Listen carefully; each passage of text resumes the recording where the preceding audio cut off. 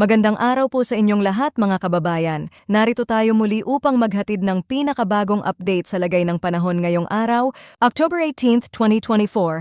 Kaninang madaling araw, may nabuong low pressure area, LPA, sa silangan ng ating bansa. Alamin natin ang pinakahuling kalagayan nito at kung ano ang maaaring asahan sa mga susunod na oras. Bago ang lahat, kung bago lang kayo sa channel na ito, huwag kalimutang mag-subscribe para manatiling laging updated sa lagay ng panahon at mga importanteng balita. Opisyal nang naging isang low-pressure area ang cloud cluster na matagal na nating minomonitor. Sa ngayon, ito ay matatagpuan pa rin sa labas ng Philippine Area of Responsibility, PAR, nasa 2,000 kilometro ng Eastern Visayas. Bagaman mababa pa ang tsansa nitong maging isang tropical depression sa loob ng susunod na 24 na oras, patuloy natin itong babantayan, lalo na kung ito ay magpapakita ng senyales na magiging isang bagyo at papasok sa ating bansa. Sa ngayon, wala pa itong magiging epekto sa ating bansa. Samantala, dalawang weather system ang kasalukuyang nakakaapekto sa ating lagay ng panahon.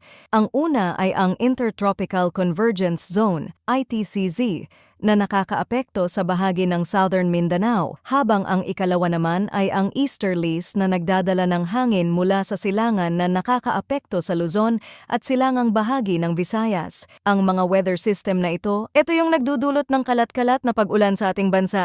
Para sa mga lugar sa Southern Mindanao, kung saan mas ramdam ang epekto ng ITCZ, partikular na sa Zamboanga Peninsula, Bangsamoro Autonomous Region in Muslim Mindanao, Davao Oriental, Davao Occidental, at Davao del Sur, asahan ang maulap na kalangitan na may katamtaman hanggang malakas na pag-ulan. Dahil dito, pinapaalalahanan ang lahat na mag-ingat sa posibleng flash floods o landslides sa Visayas, Palawan, at natitirang bahagi ng Mindanao. Ang magiging lagay ng panahon ay bahagyang maulap hanggang maulap ang kalangitan na may mga paminsan-minsang pag-ulan, pagkulog at pagkidlat na dulot pa rin ng ITCZ. Samantala, sa Cagayan Valley, Aurora, Quezon at Bicol Region, magkakaroon ng bahagyang maulap na kalangitan na may panandali ang pag-ulan, pagkulog at pagkidlat dahil sa easterlies. Dito naman sa Metro Manila at nalalabing bahagi ng Luzon ay bahagyang maulap hanggang maulap ang kalangitan na may mga paminsan-minsang pag-ulan,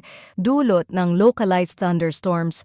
Mag-ingat pa rin sa mga posibleng flash floods o pagguho ng lupa, lalo na sa mga lugar na maaapektuhan ng malakas na thunderstorm, partikular na sa hapon o gabi. Tandaan, ang panahon ay mabilis magbago, kaya manatiling updated sa mga susunod na ulat mula dito sa aming channel. Maraming salamat sa inyong patuloy na pagtutok at palaging mag-ingat.